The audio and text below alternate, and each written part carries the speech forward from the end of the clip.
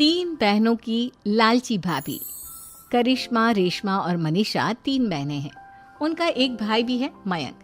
मयंक अपनी बहनों को बहुत प्यार करता है, लेकिन मयंक की पत्नी सविता इस मामले में मयंक से बिल्कुल ही अलग है। वो अपनी ननदों का जितना बुरा कर सकती है उतना बुरा करती ही रहती है और अपनी ननदों पर हुक्म भी चलाती है। करिश्मा, करिश्मा, तुमने अभी तक नाश्ता नहीं बनाया? तुम्हारे भैया को ऑफिस जाने में देर हो रही है। हाँ भाभी, बस अभी बनाती हूँ। करिश्मा, तुम ये ढीलापन छोड़ दो। कल को पराये घर जाना है। वहाँ अगर तुम इस तरह से काम करोगी तो लोग क्या कहेंगे कि माँ ने और भाभी ने कुछ सिखाया नहीं। और तुम्हारी दोनों बहनें कहाँ हैं? रेशमा मार्केट गई है और मनीषा सो रही है। क्या? सुबह के 8 बज रहे हैं और ये महारानी अभी भी सो रही है? ये कहते हुए सविता अपनी सास दुर्गा देवी के पास जाती है। माँ जी, देख रही हो अपनी बेटियों के तौर तरीके? क्या हुआ बहू, सुबह सुबह क्या कर दिया मेरी बेटियों ने? अरे एक तो अभी अभी उठकर किचन में गई है, दूसरी सुबह सुबह बाहर चली गई और तीसरी अभी तक सो रही है।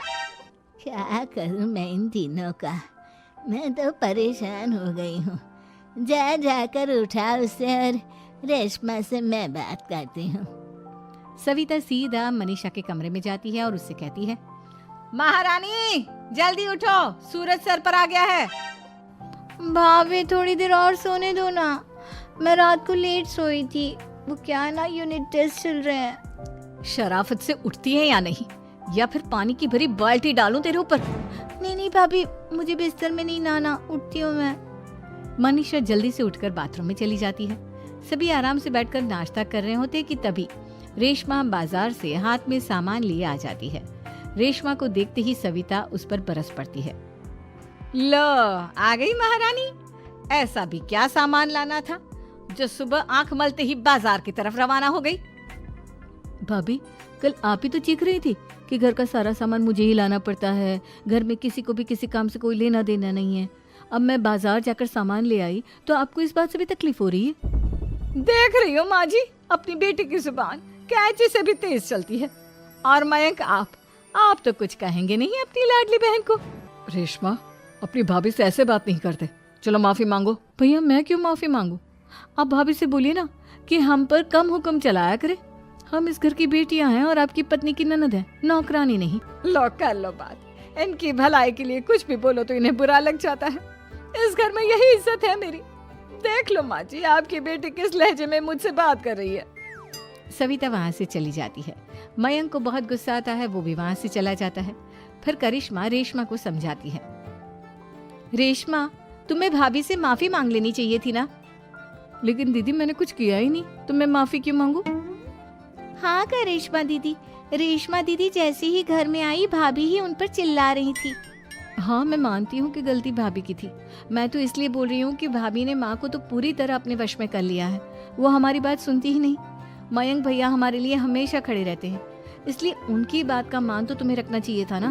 कोई फायदा नहीं दीदी, कुछ दिनों की बात और है, भाभी उन्हें भी हमारे खिलाफ भड़का देंगी। फिर वो भी माँ की तरह हमारी किसी बात का विश्वास नहीं करेंगे। इसी तरह सविता अपनी तीनों ननदों को किसी न किसी बात पर परेशान करती रहती थी। एक दिन मयंक अपनी तीनों बहनों के लिए गिफ्ट लाया। करिश्मा, ये तुम्हारे लिए हार का सेट। रेशमा, तुम्हारे लिए सुंदर सी ड्रेस। और मनीषा, तुम्हें किताबें पसंद है ना, तुम्हारे लिए किताबें लाया हूँ। थैंक यू भैया। थैंक यू भैया। थैंक यू भैया। करिश्मा, तुम्हारा नेकलेस कितना सुंदर है। ये भैया कहाँ से ले आए होंगे? मैंने भैया को 3 दिन पहले फोन पर ये डिजाइन दिखाया था और आज भैया ये ले आए। सविता तो अपनी ननदों के गिफ्ट्स देखकर जल गई और करिश्मा का नेकलेस तो उसे भी बहुत पसंद आया था। अपनी बहनों के लिए कितना अच्छा नेकलेस लेकर आए हैं, मुझे कभी कोई गिफ्ट नहीं दिया।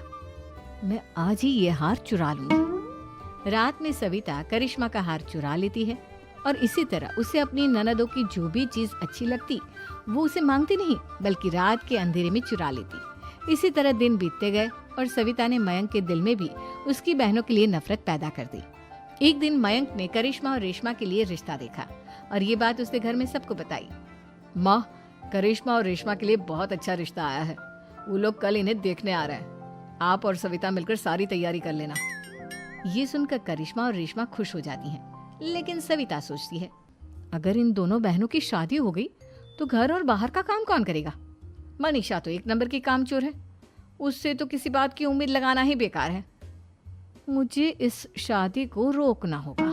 अगले दिन सभी लड़के वालों के स्वागत की तैयारी करने में लगे होते हैं। तभी मयंक अपनी बहनों से आकर कहता है, तैयार हो गई तुम दोनों? देखो दोनों लड़के बहुत अच्छे हैं, मैं कोई कसर नहीं छोड़ना चाहता, इसलिए तुम उनके सामने अच्छे से बिहेव करना और अपनी भाभी से लड़ने मत लग जाना। करिश्मा, तुम वो नेकलेस पहन लो ना जो मैं तुम्हारे लिए लाया था। भैया मैं बहुत देर से वो नेकलेस ढूंढ रही हूँ, लेकिन मुझे मिल ही नहीं रहा। क्या तुमने नेकलेस खो दिया? तुम्हें पता भी है वो कितना महंगा था? तुम कोई काम ढंग से नहीं कर सकती। मयंक गुस्से में वहां से चला जाता है। थोड़ी देर बाद लड़के वाले भी आ जाते हैं। वो दोनों बहनों को पसंद कर लेते हैं और रिश्ता पक्का हो जाता है। लेकिन सविता के दिमाग में तो कुछ और ही खिचड़ी पक रही थी। वो पंडित जी के पास करिश्मा की कुंडली लेकर जाती है और उन्हें पैसे देकर करिश्मा की कुंडली बदलवा देती है। जब लड़के वालों के पास करिश्मा की कुंडली जाती है तो वो दुर्गा को फोन करते हैं। बहन जी, हमने करिश्मा की कुंडली अपने पंडित जी को दिखाई थी। आपकी बेटी की कुंडली नहीं बल्कि दोषों का पिटारा है। देखिए, मैं और मेरे पति इन सब बातों में बहुत विश्वास करते हैं, इसलिए हम आपकी बेटी से अपने बेटे की शादी नहीं करा सकते। इस तरह करिश्मा का रिश्ता टूट जाता है और सभी घर वालों को बहुत दुख होता है। अब कविता सोचती है, चलो करिश्मा का तो रिश्ता टूट गया, अब रेशमा का भी रिश्ता तोड़ना है। क्या करूं? अब सविता आवाज बदलकर किसी अननोन नंबर से रेशमा के होने वाले ससुराल में फोन करती है। हेलो, मैं कौन हूँ कौन नहीं ये आपके लिए जानना जरूरी नहीं। बस इतना सुन लो कि रेशमा का 2 साल से किसी के साथ अफेयर चल रहा है। बस रेशमा का रिश्ता तोड़वाने के लिए सविता का इतना कहना काफी था। अब रेशमा का भी रिश्ता टूट गया। मयंक और दुर्गा देवी ने रेशमा को खूब खरी खोटी सुनाई और उससे बार बार उस लड़के के बारे में पूछने लगी। आप दोनों मुझे क्यों परेशान कर रहे हो? अरे कोई लड़का होगा मेरी लाइफ में तो मैं बताऊंगी ना, जब कोई है ही नहीं तो कहाँ से लाऊं मैं कोई लड़का? तो तेरे होने वाले ससुराल वालों को फोन किसने किया था? माँ मैं नहीं जानती किसने फोन किया था, मैं सच कह रही हूँ। मैं तो पहले ही कह रही थी इसकी लगाम खींच कर रखो, लेकिन मेरी सुनता ही कौन है। आप चुप रहिए भाभी, ये सब आपका ही किया धरा है। अब तीनों बहनों को विश्वास हो जाता है कि ये सब उनकी भाभी ही कर रही है। तीनों बहनें अपनी भाभी को सबक सिखाने के लिए एक वकील कर लेती है और घर में हिस्सा मांगना। देखो भैया, माँ बाप की जायदाद में जितना बेटों का हक होता है उतना ही बेटियों का, इसलिए इस घर के 4 हिस्से होंगे और हमें अपना हिस्सा चाहिए। मैंने तुम्हारे लिए क्या क्या नहीं किया और तुम इस घर में हिस्सा मांग रही हो? भैया, आप और माँ हम बहनों की कोई बात नहीं सुनते हो और भाभी हमारी शादी नहीं होने देगी क्योंकि उन्हें लगता है कि आप हमारी शादी में ज्यादा पैसा लगाओगे और उन्हें हम जैसी फ्री की नौकरानी कहाँ मिलेगी। तो हम भाभी के साथ तो रह नहीं सकते, हम बहनों को अपना हिस्सा चाहिए। अरे तुम्हें शर्म आनी चाहिए अपने भाभी पर ऐसा इल्जाम लगाते हुए।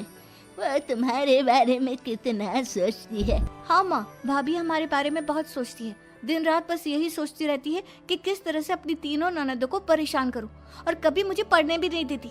दोनों बहनों का रिश्ता भी तो इन्होंने ही तोड़वाया है और रात में हमारे कमरे में आकर हमारी चीजें भी चुराती हैं। इसी तरह सविता की तीनों ननदें अपनी बात पर अड़ी रही। अब कोर्ट में तारीख भी शुरू हो गई। जब सविता को लगा कि उसकी तीनों ननद इतनी आसानी से नहीं मानने वाली, तो उसने अपने पति और सास को सारी सच्चाई बता दी और अपनी तीनों ननद से माफी मांगी।